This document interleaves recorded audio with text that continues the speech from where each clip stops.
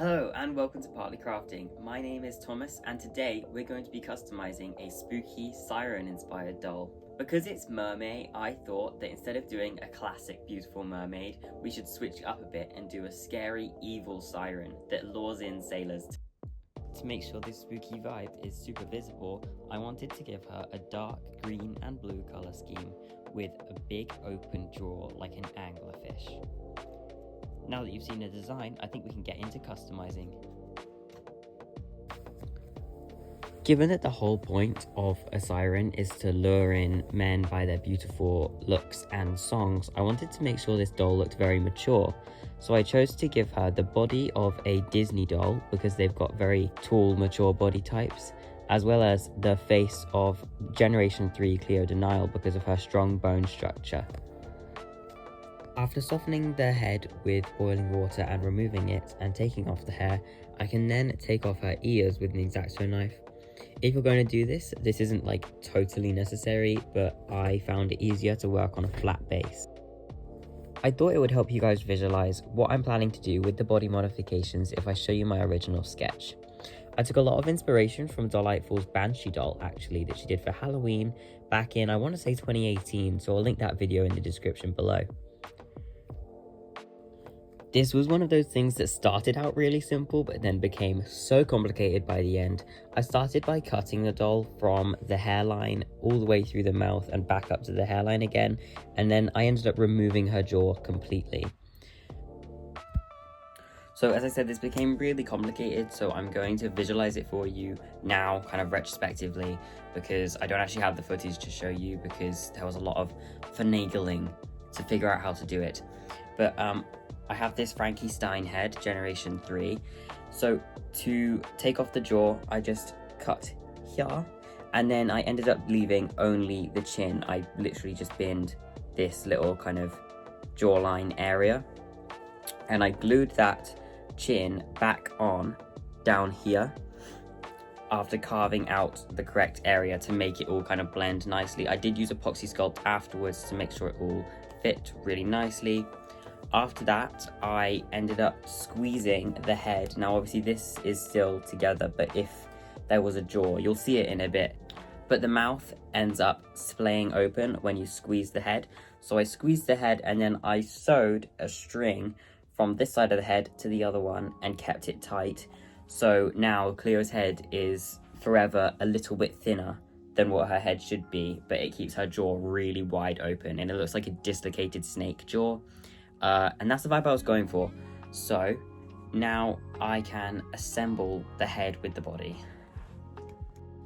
After I'd completed most of the head modifications, I could attach it to the Disney doll body.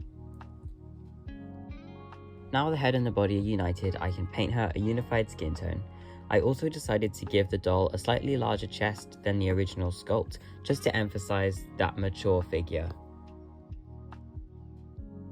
So here I've got quite the horrifying setup in that I've used wire to strap her to my epoxy sculpt pots. That's only because they're so heavy that I knew that they would be able to keep her stable while I fill her head. I chose to fill the head with cotton pads to keep the weight down, and then I made the actual kind of skin of her mouth with epoxy sculpt. Also, don't worry about the patchy paint job on her skin, I will be going in to fix it later.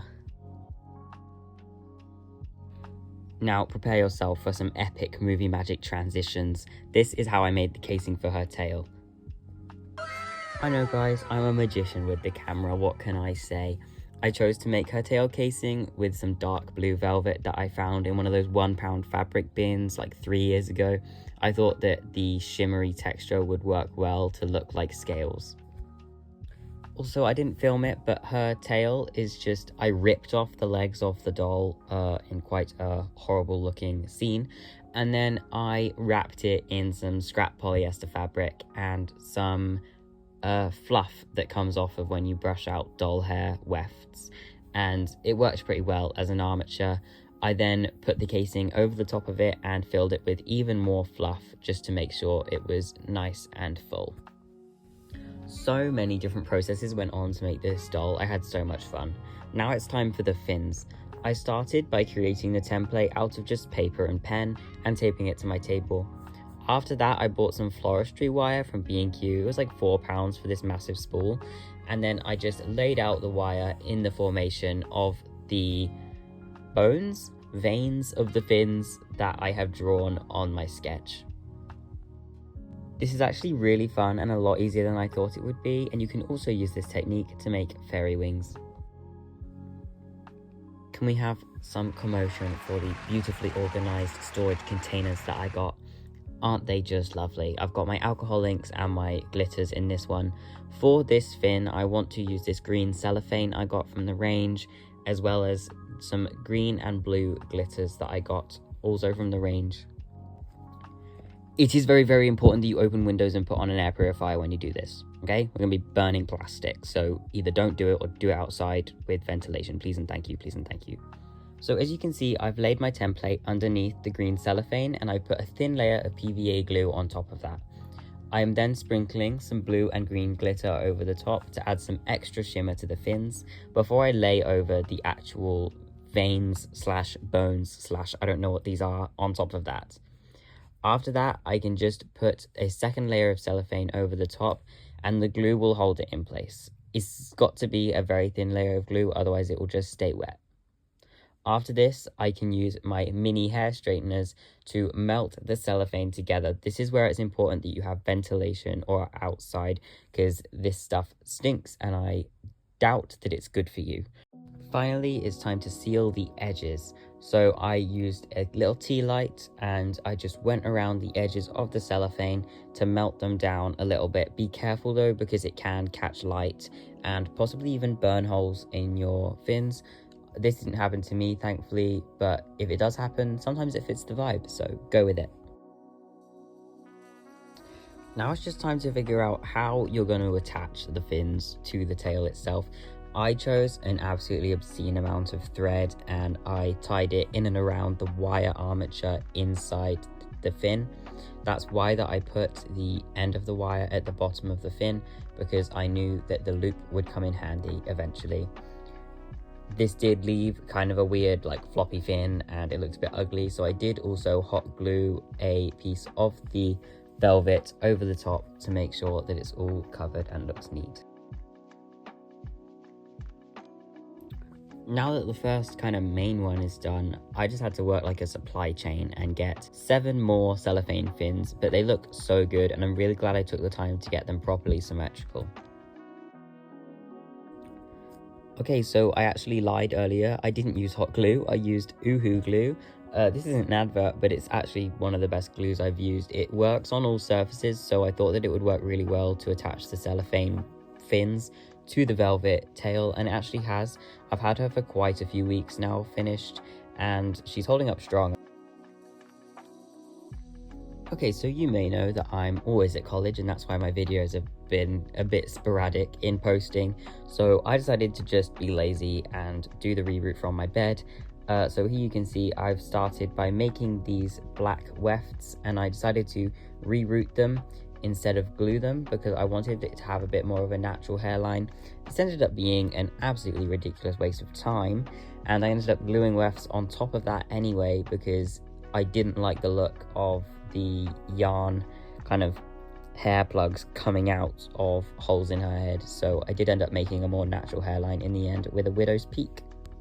But moving away from the hairline, I did choose to use Uhu glue to do the rest of the wefts and stick them on.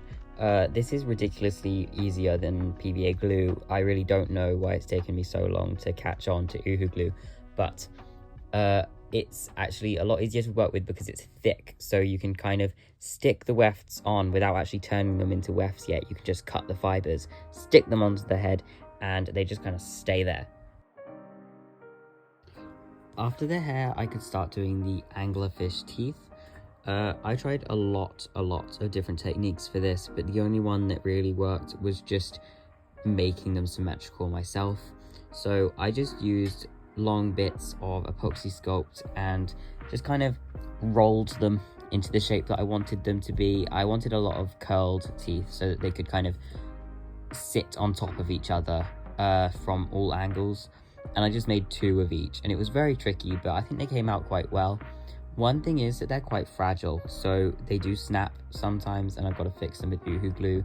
It's not a major thing, but I might try adding wire if I ever do this again. It's finally time for the best bit, everyone's favourite bit. It's my favourite bit at least, the face up. This one was mostly acrylic paint, although I did use a coat of Mrs. Super Clear just to start off with so that I could get the pencil sketch down. I wanted to go for quite a simple but very glamorous look for her, so I went for quite a bold cartoonish style, very big drag makeup, so that I figure if she wants to be visible in the night on a rock, then she'd need big bold makeup. So she's got a nice gold eyelid look going on with some thin sharp eyebrows and super sharp eyeliner. At this point in the doll's process, I didn't know I was going to put fins on her head, so I decided to link in with the fins on her body to her face by giving her these kind of metallic green shimmery squiggles on her forehead. I thought they kind of matched the vibe. I really wanted her hair to look wet, like she's just crawled out of the ocean onto a rock, so I decided to just douse it in hair gel, just tons of hair gel, and it worked really well. Because the yarn hair fibers are so thin, it ended up clumping in a very similar way to how human hair does when it's wet, so I was really happy with how it turned out. After that, I could glue on her hair fins. I decided to make this kind of like V-shape symmetrical hair fins that go from the nape of her neck to her forehead, and they actually connect to the big tracker fins that goes from the nape of her neck down to the very bottom of her tail. I thought it would be a really nice detail, and it kind of looks like a crown as well, so very nice. And with that done, that's actually the final piece of the doll, and we can get on with the final reveal.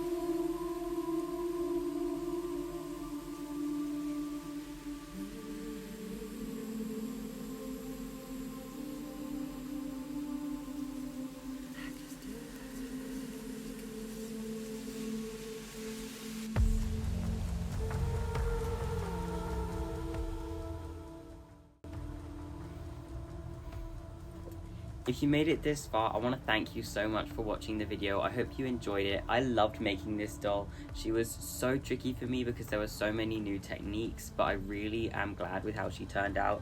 And it was quite fun doing my first ever photo shoot outside in the wild.